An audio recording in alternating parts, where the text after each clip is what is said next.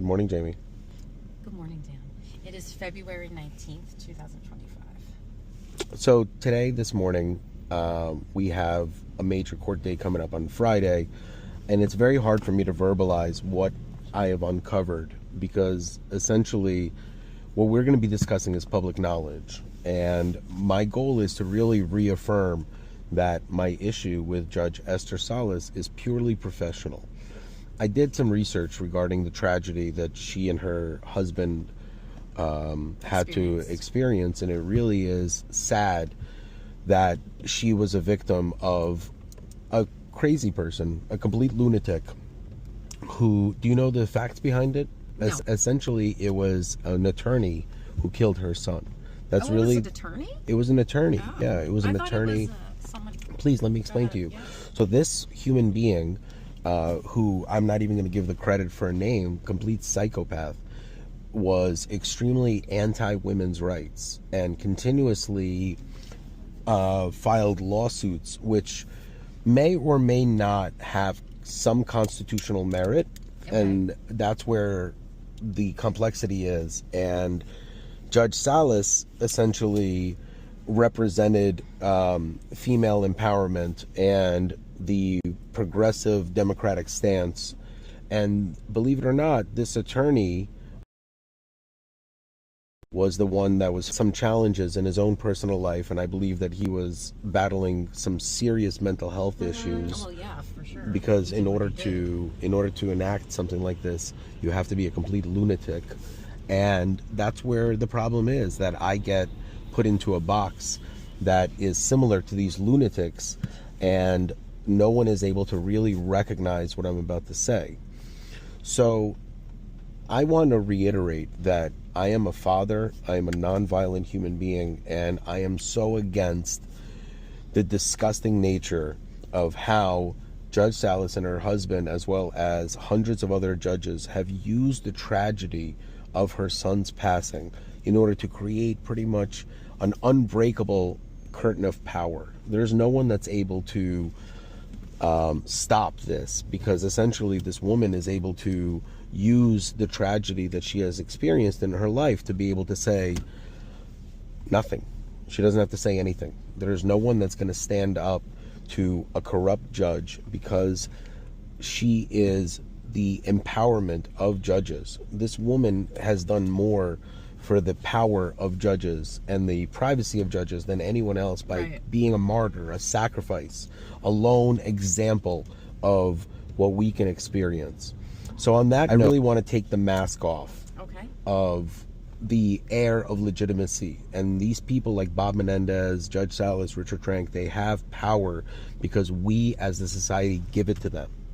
We give it to them because they are extremely motivated, and we've lived for hundreds of years, thousands of years, by constantly giving leadership much more credit than they deserve. And leadership is at a deficit. So we as a society really made a huge mistake with Judge Salas. And I will tell you this, if you can read Wikipedia about who this human being is.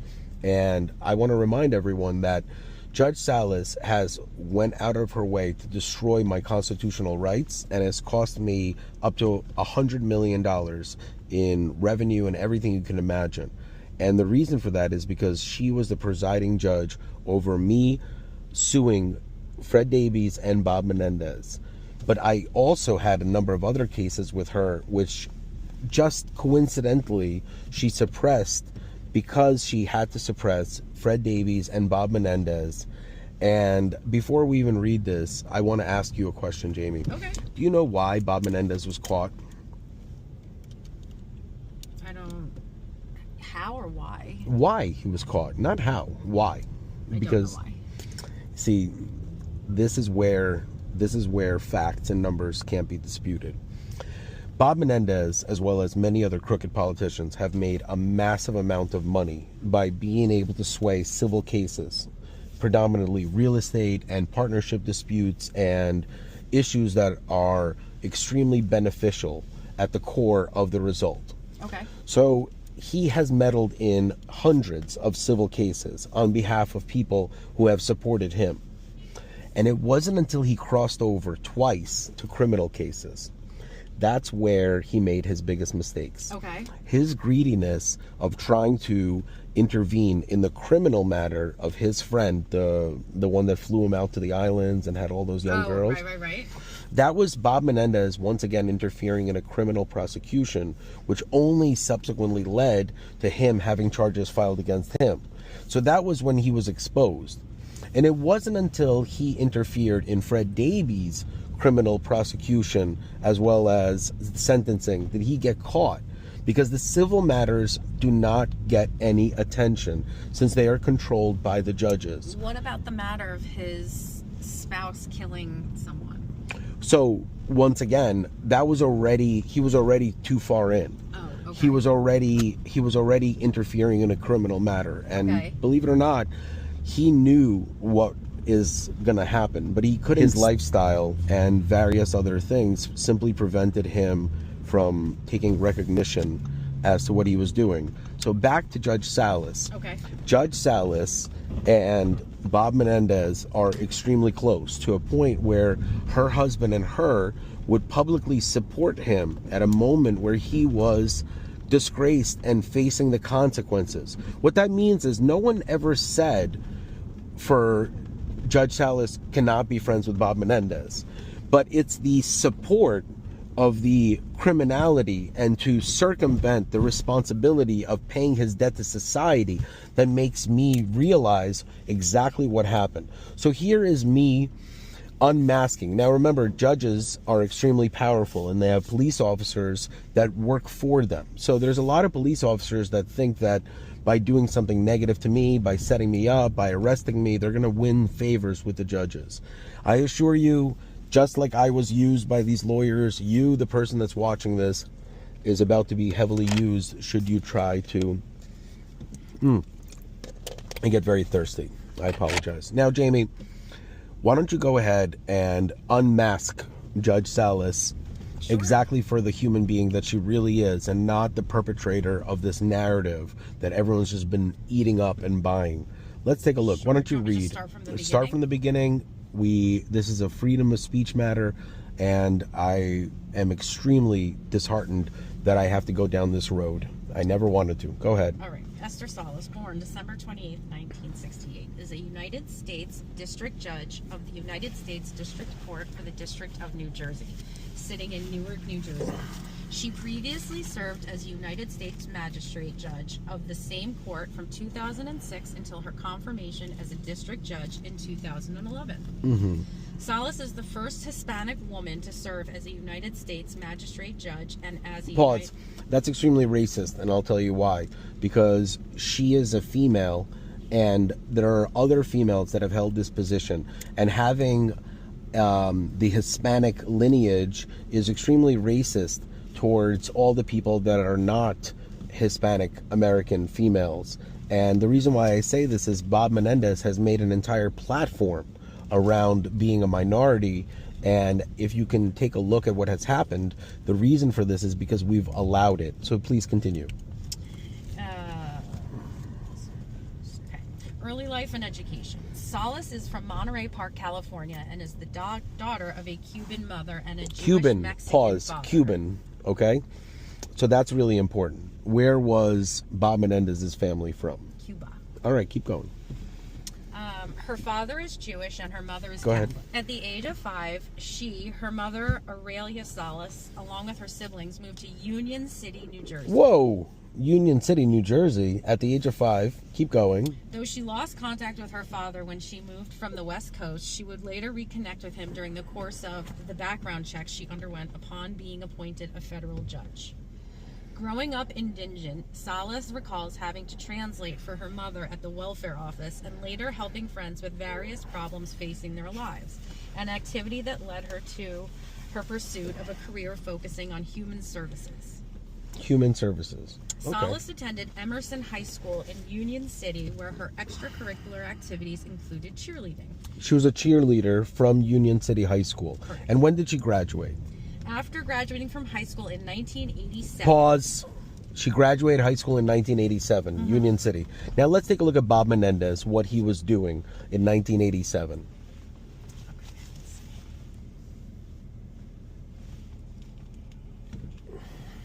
is it in his?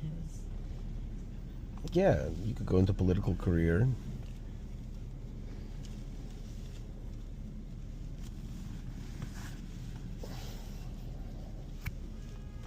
Let's see, 1987. I believe 1986 was a really important number for Bob Menendez. And this is the story that the public is not allowed to hear. Oh, yeah. He grew up in Union City, too. Get out of here. And when did he become mayor of Union City? Why don't you tell me that date? I haven't gotten there yet. Let's see. I'm almost there. Okay.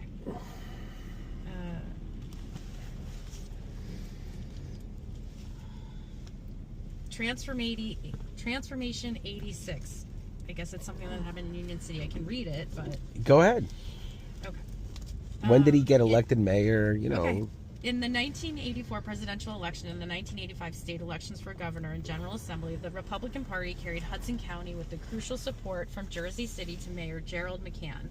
To build on their gains in the urban, normally Democratic county, Republicans made a significant investment in the 1986 municipal elections in Union City. Republicans funded an Alliance Civic Association ticket for city council led by Republican Assemblyman Ronald Dario. His running mates were two Republicans, Manny Alcabar and Charles Velli, and two Democrats, Bob Menendez and future Mayor Bruce Walter. The ACA swept the council elections with 57% of the vote, beating the reform state Transformation, 86, and the incumbent Union City Together ticket. The Together Party, which included represent New Jersey's 33rd district. But he was mayor. When was he elected mayor? Okay, let's take a look. Okay, this is Wikipedia, early politics, 1972. Okay, one second. I read that he was elected mayor in 1986, and one second, I have to go back. In 1986, he was elected mayor of Union City. See that? Okay, good. That's the part you somehow missed. And did. So, Judge Salas, Esther, as she was known to her friends, she was a high school cheerleader, graduating high school, when Bob Menendez was just elected into Correct. office. Yes.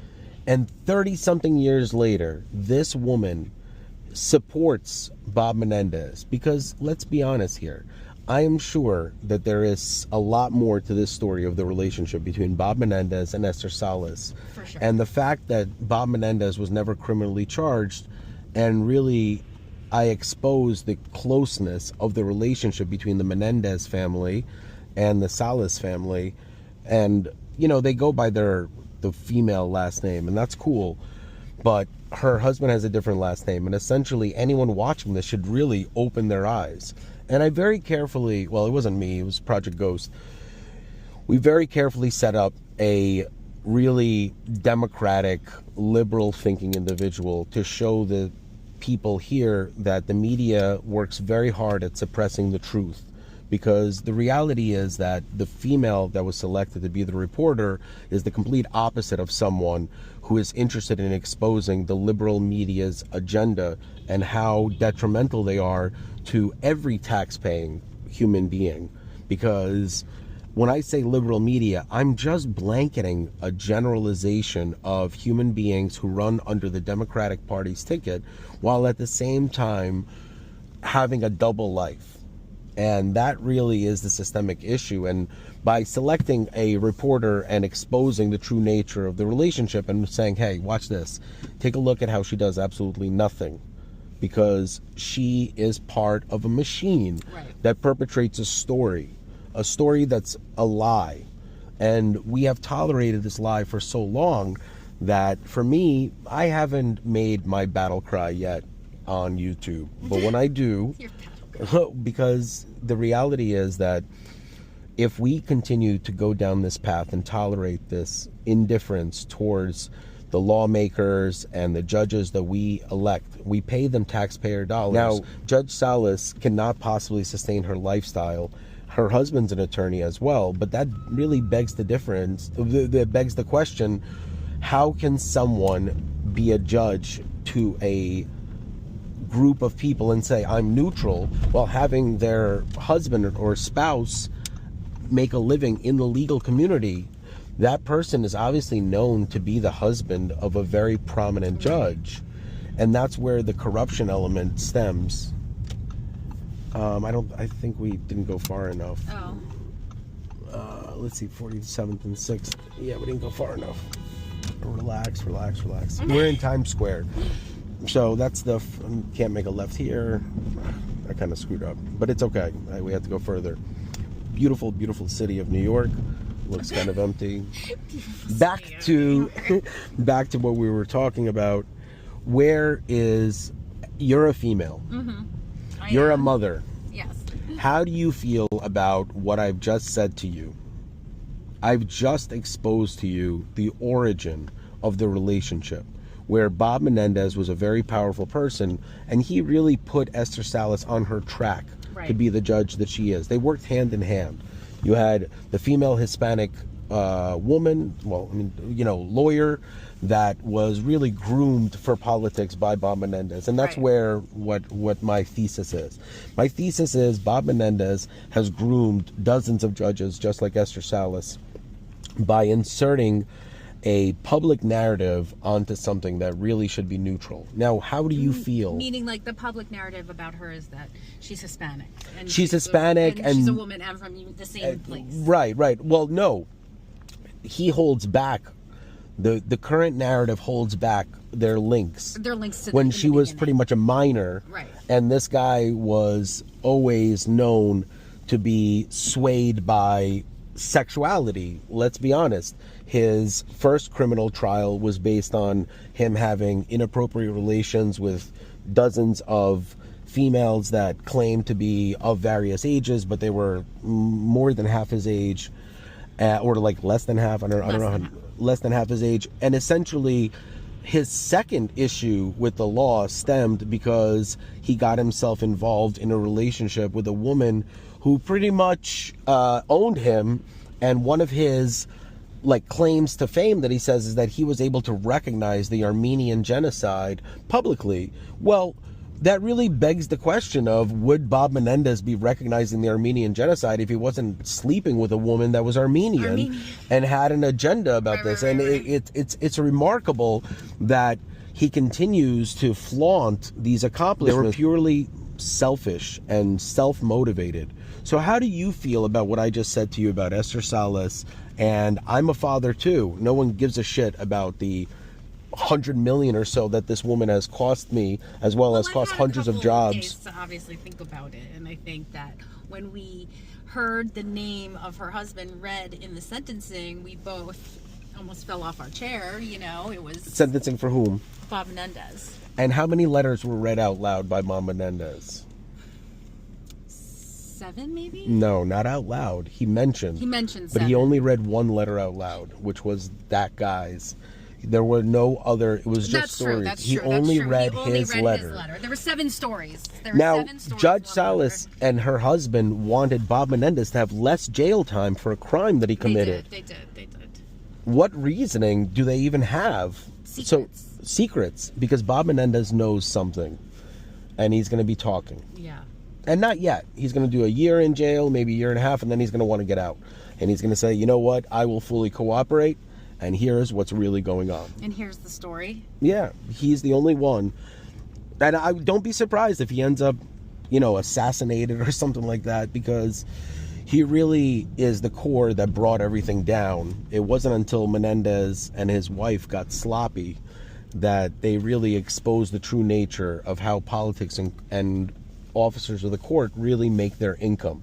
It is through bribery, it is through coercion, it is through conspiracies, and it is through the perception that they are officers of the court. Well, I don't think that a lot of people know how linked everyone is, unless they are somehow involved in the system in some way, or are somehow wronged by multiple people in the system. Like, I just don't think the lay person understands how corrupt. How do you feel? It is. How does this make you feel? Angry, really pissed, because it's been years of work, that frustrating work, and that has been ignored. Just like, you know, papers that shoved under the pile and been told to ignore. And and other cases benefit from that case, because had any that really is what the stem of the issue is. And I had to really go deep and far to show this and really prove my point that, hey, we're just dealing with a cheerleader and a horny mayor that simply went way too far. And what is the right that she has other than being friends with Bob Menendez that got her elected? It wasn't hard work. It wasn't dedication. It was nepotism. Right. It was about who she knows to manipulate the system. And essentially, we're filming today using the meta glasses. Thank you, Mark Zuckerberg. Thank you, Mark. Yeah, thank you, Mark. And what we're going to end up doing is posting these clips as small episodes so people can understand that... A mini-series. A mini-series. Unmasking the biggest criminals in New Jersey, we're going to call it. Okay. And essentially, one of the most interesting parts of it is that a reporter came to my house and I let her know all of this, and there was no reaction. No response to the email either. No response. So essentially, she did her job flawlessly. Right. Because I just needed somebody to come in that we were able to give the story to and watch them suppress it actively. Right. So that's the most important part, so that we can go on YouTube and say, hey, I mean, that's not our first rodeo. No, of course not. But the media purposefully comes in and makes people feel that they are going to be listened to, when in reality they capture the story and they don't release it to the public. Correct. Now, on that note, we're going to head off and we're going to film the rest of the segments using the GoPro right over here. But essentially, thank you so much. You did a great job reading. Was it eye-opening to understand the link and how simple it really is at the end of the day, where it's just two people conning the system? It's a growing disappointment in what has become. Well, there's no politics, leader. The legal system. I mean, I can't speak on the legal system for it's a complete joke. Area, but it's a complete joke in the tri-state area. It's a complete joke. Disgusting. Yeah. And I'm embarrassed. They make for billions it, of dollars. It's unjust. Yeah. It's the opposite of just. I like that. We're going to finish off on this one. Great work, Jamie.